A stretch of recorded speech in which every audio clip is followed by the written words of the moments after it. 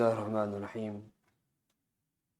نحمده ونصلي على رسوله الكريم أما بعد قال النبي صلى الله عليه وسلم فأمر بالأخدود بأفواه سكك فخدت وأضرم النيران وقال من لم يرجع عن دينه فأقحموه فيها أو قيل له اقتحم ففعلوا إلى آخر الحديث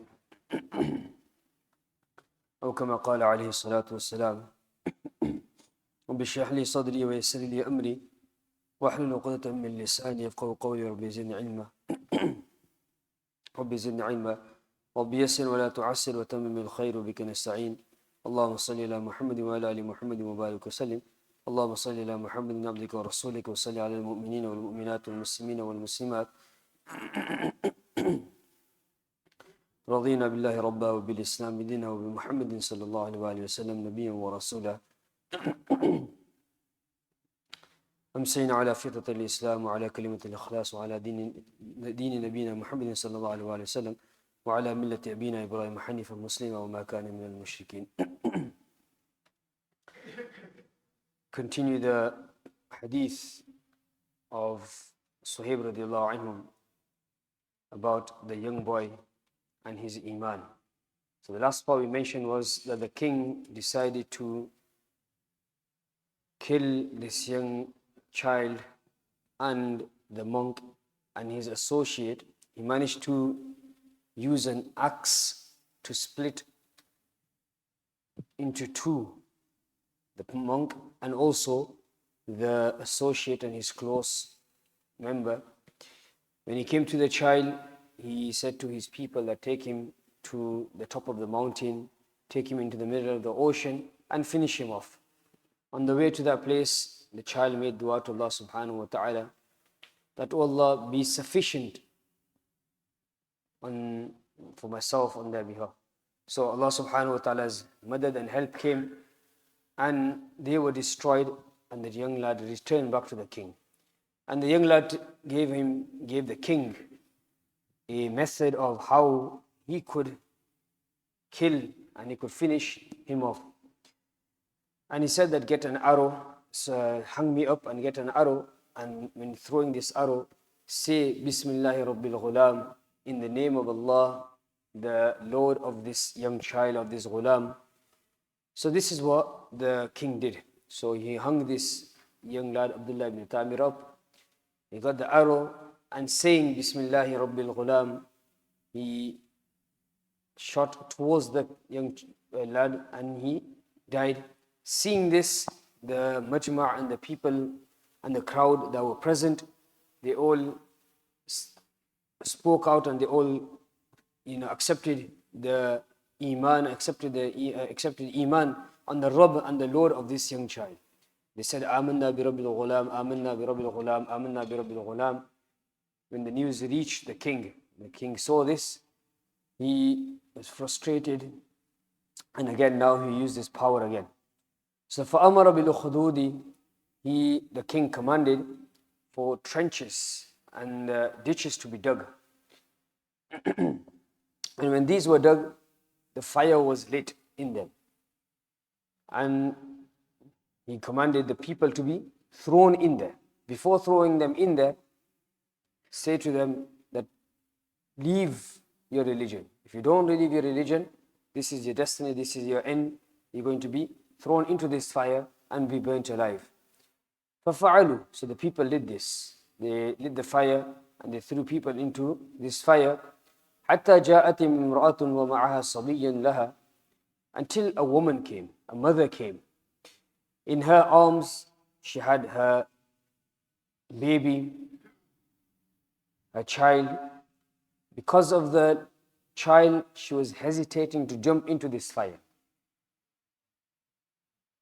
فَتَقَاعَسَتْ أَنْ تَقَعَ فِيهَا. So she was very fearful of throwing herself with this child in her hand into the fire. فَقَالَ لَهَا الْغُلَامِ يَا أُمِّهِ اصْبِرِي. That فَإِنَّكِ عَلَيْكَ عَلَى الْحَقِّ. So the child spoke out. A child who still generally at that age make gestures or just sounds and cry, do not speak. But this child spoke up in the arms of his mother, that, "Oh my beloved mother, have sabr, be patient, endure this difficulty." Why? فَإِنَّكِ عَلَى الْحَقِّ, indeed you are upon the truth, upon the haqq. This child was one of those few child in the history who spoke up. If you remember in the story of Yusuf alayhi salatu wasalam, when he was to be accused, when the minister came into the door and the wife, she had made a plan of trying to seduce him, and Yusuf alayhi salatu wasalam came down the floors, and there was a point where they met and the minister was there. So at that time there was a child there, so he also spoke up. So there's about 2-3 in the history where the child spoke up. So this is one of those children who spoke up in such an age where they don't generally speak. So he said to the mother that, "Isbiri, have endured this difficulty." Why? Because you are on the truth. All of this whole hadith was based on this part of the hadith, that where Nabi sallallahu alaihi wasallam was trying to highlight sabr, patience upon difficulty. Here, the iman of this young child has such an impact on the public, on the people, that they were able to be prepared, and they were prepared to endure the pain and the difficulty in order to save their iman, that they were ready to throw themselves into destruction. And many lessons that we've discussed in this, and the most important lesson we learn is that sabr that we have to have. Sabr that we have in enduring in difficulties, in following out the commands of Allah subhanahu wa ta'ala, and refraining from sins. So sabr ala ta'a, sabr ala al-ma'siyah, and ala al-musibah, that when we want to do a good deed is also difficult at that time. So we take that pain and the difficulty at that time and we carry out that good deed. Like this, to stay away from a sin is also a challenge. It's also a task for us. But we be steadfast and we refrain from the sin. And the third one is, generally it is out of our control. When a calamity befalls, when a difficulty comes, when an illness comes, when something related to the wealth or the person or the being, his family members, some calamity and some difficulty come, generally out of his control, and at that time he has to have sabr. So this is the third type of sabr and the 3 types of sabr. So this incident took place around 70 years before the birth of Rasulullah sallallahu alaihi wasallam. It is mentioned by Qari Thanaullah Panipati rahmatullahi alayhi in his Tafsir al-Zahiri that Abu Bakr as-Siddiq radiallahu anhu, his grandson, says that in the time of Umar radiallahu anhu, there was a canal that was being built. So they were being dug. So they were digging for a canal. Now they came to a place where they found a grave. So by mistake they dug upon this grave as well in order to make the path. However, they saw that in this grave there's a young child, and this young child has got a ring on his hand, and he's holding his temple, his part of the head, and he's got fresh blood dripping from this wound. So they say that this was a same young child who was buried many hundreds of years before, many years before, who was, the arrow that was shot, the young child, when the arrow came to him, he held his head and he had a ring, and on the ring he said, "Allahu Rabbi," that my Rabb is Allah subhanahu wa ta'ala. So this time happened in the time of Umar radiallahu anhu. When they saw this, they put the grave back and they went around the grave to continue digging. So there are many, many lessons that we've learned. One of them is the iman. Inshallah, when we have iman, it has an impact on other people. When we are firm on our iman, people will see that iman. Generally, the public do not see what's happening in the masjid. They see what's happening outside the masjid. So if we don't just keep our iman just to the masjid, rather we bring iman outside and we bring Islam outside, and we practice Islam in the correct manner outside. Our character, our behavior in the streets, in the school, in the colleges, in the school, work environment, just generally as well in the shopping mall. When they see the akhlaq and the character, they will see that this is Islam. Unfortunately, when they see other things happening where people are driving rough, people are shouting away, causing, chaos and violence, then they don't see that Islam. The person might be punctual in the salah, but outside the masjid, they are different people. Then they don't see that aspect of religion, aspect of deen. So it's important that the way we have ibadat and aqaid in our life, the mu'amalat, mu'asharat and akhlaq, which is the other three important aspects of our deen as well, we have to implement that. Through this, they will see that what Islam is. And that will attract them towards Islam. That will attract them towards Islam. And remember, our deen, our religion is very easy to understand. It's very logic. It makes very sense. Early morning today, I was listening to a clip where the interviewer is talking about how his mother accepted Islam. A very long story. He was only the one who had accepted Islam. His sister, brother hadn't accepted Islam. His mother was a very stern atheist. He didn't believe anything at all. And his father-in-law was actually a very stern Zionist as well. And he accepted Islam. Very long story. He goes, I used to make dua for my mother. But I wouldn't see the results. So then after some time, it just came out of my mind. Forget making, it wouldn't come to my mind to make dua anymore. But then once I was in a Umrah journey, I was in Masjid al-Quba, and then all of a sudden it came to my mind that, I'm in such a great, blessed place. I should continue making my dua for my mother the way I used to. So I started making dua, and continued life. Then my mother fell ill. She had cancer or something. She was a nurse herself. So when the doctors came, obviously she knew what was going to be said. So she said to the doctor, just tell me clearly. Don't just, make things up. Tell me whatever's happening. So they said that, look, you've got such level of cancer. And so she asked, okay, how much more have I got left? So this interviewer, I couldn't catch his name, he said that I thought they may say months and months. But instead they only said few weeks left. So that hit me. So I'm making dua, like, my mother's only got a few days or few weeks left, and she will leave this world without iman, without belief, without faith. What do I do? So he continued making dua. Then a time came where his mother was alone, and he took that opportunity to speak to her. And he said to his mother that, the mother said to him that, I want you to listen to me, and I want you to accept my wishes. I've told your brothers and sisters already that after I die, I want to be cremated. I want to be burnt. So this hit him. He was, what? So he couldn't say anything, because obviously whenever he brought the topic of deen and topic of Islam and Iman and Allah, she would always have a go. So he thought, what should I say? What do I say? So he turned to Allah subhanahu wa ta'ala, and Allah subhanahu wa ta'ala put some things in his mind. So later on he took that opportunity and speak to her. And he said that, look, you want yourself to be cremated and etc.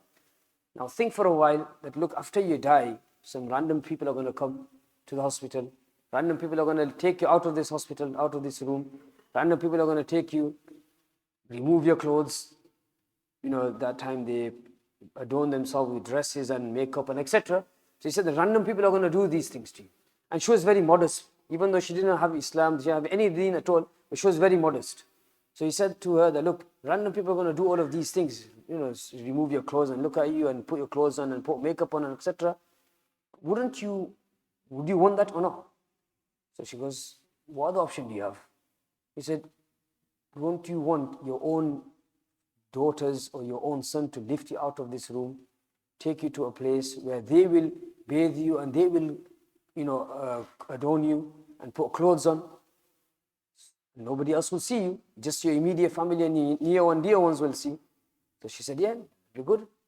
So he thought to himself that, look, I've got her to such a stage where she wants an Islamic burial, but she doesn't have Islam. She doesn't have Iman. So how can I go to the local Imam and tell him that, I want my mother to be bathed and Muslim burial happening?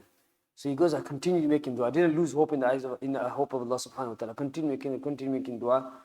And then a time came where the son of this person, his name was Harith, he was very close to the grandmother. So the family obviously were in and out. One of the time, the son was called by the grandmother, and she spoke to him, And in that discussion that she had with him, she paid the kalima. So the son is excited, he comes down and says to the father, she's done it. What do you mean she's done it? Because she said the kalima. She said the kalima. So he was, he couldn't believe himself. Then he says later on that people, there was a rumor that she only just to please the grandchild, she must have said this. But he said there's two proofs and evidence for this where she did accept Islam. One of them was the doctor came, and the doctor's name was Muhammad. So the doctor came and started talking. So she said to him that, aren't you a Muslim? He said, I am. So he goes, why are you saying salam to me then? And then in another occasion, the sister-in-law who had accepted Islam, she went and she was alone with the grandmother, and she asked her, do you know when the Harith was there and you said some things in Arabic, what did you say? He said, I said the kalima. Anyway, so the point that I'm trying to make is that our deen, our religion is very logic. It makes sense. When we bring deen into our life, when we practice upon the religion, people will see that how easy our deen is. Our deen is nothing difficult. La ikraha fi deen. Allah subhanahu wa ta'ala says that there is no pressure in accepting deen and practicing the deen as well. It may seem difficult due to our weakness, but when we build our love for Allah subhanahu wa ta'ala, when we build our love for Rasulullah sallallahu alayhi wa sallam, and we mentioned Raditu billahi rabba wa bil Islam dina, and when we accept and we are pleased with this, Allah is my Rabb, Allah is free from any faults. So if He is free from any deficiencies and any faults, every hukam and every command He will give, that will also be pure as well. So I've accepted Him. I've accepted my deen to be Islam and my way of life to be Islam and my Nabi sallallahu alaihi wasallam to be my prophet and my guide. When a person has this true in his true form in his life and is practicing upon the deen, that will have an impact on other people. This will help to strengthen the iman of their family members, strengthen the iman of others as well. That's why we say that aminu ya ayyuhalladhina amanu aminu. Even Rasulullah sallallahu alaihi wasallam is telling the believers that renew your iman. Renew your iman.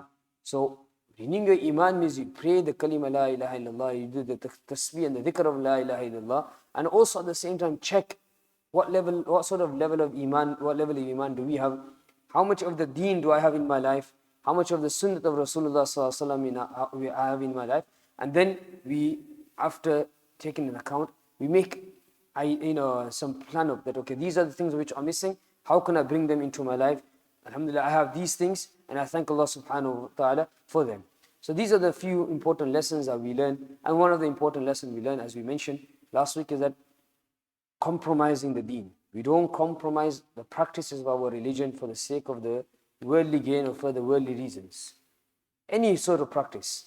When you are firm, Allah subhanahu wa ta'ala makes ways for us. Alhamdulillah, there are many places where workplaces are, the managers are non-Muslims.